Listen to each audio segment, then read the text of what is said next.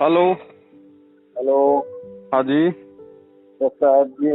सत साहिब जी भगत जी, जी, आपसे कुछ पूछना था जी।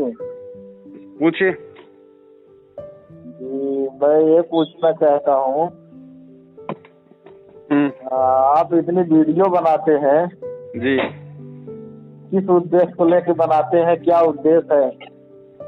उद्देश्य केवल ये है कि संगत जो है परमात्मा के ज्ञान को समझे, ज्ञान को आधार बना के चले, किसी की देखा देखी में, अंधविश्वास में, पाखंड में पैर ना दे।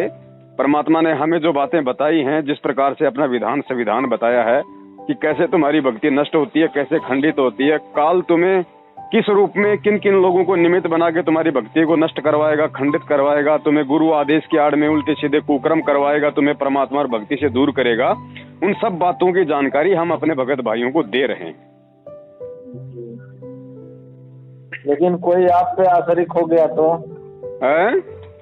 कोई आपके ऊपर आश्रित हो गया तो फिर गुरुद्रोही तो हो जाएगा ना। वो उसकी गलती है भगत जी। भगत जी, मार्केट में गोबर भी मिलता है, मार्केट में शहद भी मिलता है, वो तो खाने वाले पे निर्भर करता है ना।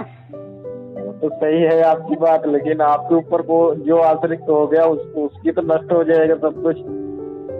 क्यों हो जाएगा भगत जी? फिर मेरे ऊपर क्यों आश्रित होगा? मैं कोई नाम थोड़े दे रहा हूँ भगत जी, मैं कोई गुरु बन के थोड़ी कोई आप लोगों को वीडियो बना रहा हूँ, समझा रहा हूँ। मैं तो एज ए भगत भाई कर रहा हूँ। तो एज ए भगत भाई तो आश्रित होना कोई बड़ी बात नहीं है। वो तो परमात्मा ने बताया हमारे को एज ए गुरु नहीं होना, किसी के ऊपर एज ए गुरु आश्रित नहीं होना। एज ए भगत भाई तो हो सकते हैं, उसमें कौन सी बड़ी बात है? एज ए गुरु नहीं होना। तो एज ए गुरु तब होगा ना जब मैं गुरु बन के वीडियो बनाऊंगा। वो तो सही है, वो तो आपकी बात मैं मानता हूँ। और जिसमें इतना भी ज्ञान नहीं है फिर वो तो वैसे भी होगा, वो तो मेरे पे नहीं तो किसी और पे हो जाएगा, नकली गुरु पे हो जाएगा। वो तो सही बात है, वो तो बात सही है। बताइए, ये जो अरदास लगाते हैं आश्रम में, ये मतलब क्या मैनेजमेंट वाले जवाब देते हैं इसका? और कौन दे रहा है? गुरुजी कहाँ दे रहे हैं? आपने सुना कभी गुरुजी के मुंह से जवाब देते हुए? लेकिन गुरुजी तो सब कुछ कर सकते हैं, तो एक अरदास का जवाब देने में क्या दिक्कत है? वो तो परमात्मा है, वो तो सब जानेंगे ना मेरे बच्चे ने क्या अरदास लगाई है। भगत जी, गुरुजी सब कुछ कर सकते हैं, लेकिन मैं ये कह रहा हूँ जो अरदास जा रही है, क्या वो गुरुजी के आदेश आ रहे हैं, ये किसको पता है? वो गुरुजी का आदेश है या नहीं है? आप इसकी तुलना कैसे करोगे? आप इसकी जानकारी कैसे करोगे? गुरुजी के सत्संगों से करोगे ना। तो जो आदेश आते हैं प्रार्थना के जवाब में, आप गुरुजी के सत्संगों से उसका मिलान करो। अगर सही है तो सही है, गलत है तो गलत है। वो तो सही है, लेकिन ठीक है, आप करिए अपना काम। लेकिन ये है ना, क्या मैं तो समझा नहीं सकता, मैं तो एक छोटा नीच सा जीव हूँ भाई। छोटा नीच बहुत अच्छी बात है, लेकिन भाई दिमाग को खोलना पड़ेगा। ऐसे कह के हम अपने आप को छुपा नहीं सकते कि मेरे को कुछ नहीं पता, मैं तो बहुत छोटी बुद्धि स्तर का हूँ। परमात्मा बुद्धि तो बड़ी करने आए, यहाँ पे बुद्धि का स्तर खोलने आए ना भाई। वो खोलो ना, फिर वो खोलोगे कब?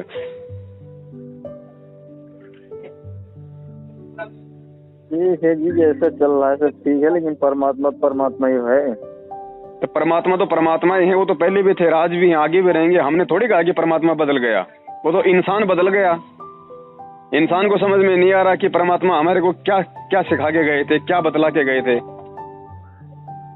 लेकिन मैं ये सोच के फोन किया आपके पास कि जो जैसा करेगा वो ऐसा भरेगा ना, उसमें क्या दिक्कत है? आपका बच्चा, कल को आप उसका स्कूल में एडमिशन करा देते हो और आपका बच्चा स्कूल में ना जाके अपने दोस्तों के साथ में बीड़ी सिगरेट पीता है, तो आप उसको कुछ नहीं कहोगे? ये कह के छोड़ दोगे कि जो करेगा अपना भरेगा? उसको समझाने का फर्ज है एक बार तो फिर मैं और कौन सा भगत जी उनको AK-47 लेके गोलियां मार रहा हूँ? मैं भी तो समझा रहा हूँ। वीडियो बनाने का मेरा मकसद क्या है? लोगों को गोलियां मारने का थोड़ी है, समझाने का तो है। भगत जी समझो इन चीजों को बड़े भाई, बालक बुद्धि में मत चलो अब कि जो करेगा सो भरेगा। अगर परमात्मा भी यही सोच लेता कि नालायक यहाँ से चले गए सतलोक से, अब जो करेगा सो भरेगा, तो परमात्मा यहाँ नहीं आता कभी भी। और ये जितने भी जो संगत है, ये हमारे भाई बहन है, और छोटे भाई बहनों को समझाना बड़ों का फर्ज है। ये नहीं कह सकते कि जो करेगा सो भरेगा। कल को परमात्मा कह देगा नालायक, अगर इनके समझ में नहीं आ रहा था तो तेरे तो समझ में आ गया था, तो तेरा क्या कुछ मतलब फर्ज नहीं बनता था अपने भाई बहनों के प्रति? तू कैसे आंख बंद करके बैठा हुआ था? फर्ज तो बनता है भगत जी। तो फर्ज बन रहा है तो भगत जी हम अपना फर्ज ही तो निभा रहे हैं। हम कौन सा किसी का सिर उखड़ में दे के ऊपर से मुसल मार रहे हैं?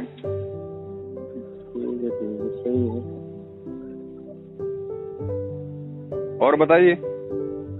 बस जी, बस कुछ नहीं, बस इतना ही बात करना था आपसे। मैं सोच रहा अगर जैसे आप वीडियो बनाते हैं, कुछ संगत है ना, कुछ भगत भाई है जो आप पे आश्रित हो गए, तो उनकी तो सत्यानाश हो जाएगा, वो क्या करेंगे? मैं यही सोच रहा था, बस और कुछ बात नहीं। एज ए गुरु भाई आश्रित हो सकते हैं, उसमें परमात्मा ने कोई दोष नहीं बताया, लेकिन एज ए गुरु आश्रित नहीं होना किसी भगत के ऊपर, और वो कोई नहीं होगा इस समय, ध्यान रखना। ये परमात्मा ने तत्व ज्ञान दिया है, कोई आश्रित नहीं होगा। सबको पता है कि गुरु क्या होता है, भगत क्या होता है।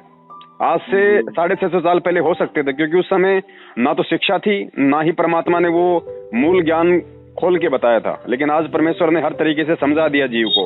और अब भी यदि सामने शहद रखा है, यदि कोई गोबर खाना चाहेगा, फिर उसको परमात्मा भी उसका कुछ नहीं कर सकता। उसके तो फिर वैसे भी कर्म फूटने। अच्छा, इस टाइम गुरुजी से मिलना मुश्किल है भाई। जब आप कह रहे हो परमात्मा अंतर्यामी है, सब कुछ कर सकता है, तो फिर आपके लिए कौन सा भगत जी मुश्किल बात है? मिला क्यों नहीं जा सकता? वो तो सही है आपकी बात। मिल लो, जिसकी इच्छा होनी चाहिए, जिसकी इच्छा है वो मिल सकता है। परमात्मा क्यों नहीं उसको मिलने देगा? कोई भी रास्ता खोल देगा परमात्मा उसके लिए। इच्छा होनी चाहिए ना जीव की। अगर आपकी इच्छा भक्ति करने की है, तो परमात्मा धीरे धीरे रास्ता खोलता कि नहीं खोलता? जी, खोलता है, वो तो रास्ता खुद ही बनाएगा। तो जब किसी की इच्छा ही नहीं है मिलने की, तो परमात्मा क्या करेगा? ठीक है भगत जी, फिर जरूरत पड़ेगी तो मैं फोन करेगा इसी नंबर से। सत साहेब जी, सत साहेब।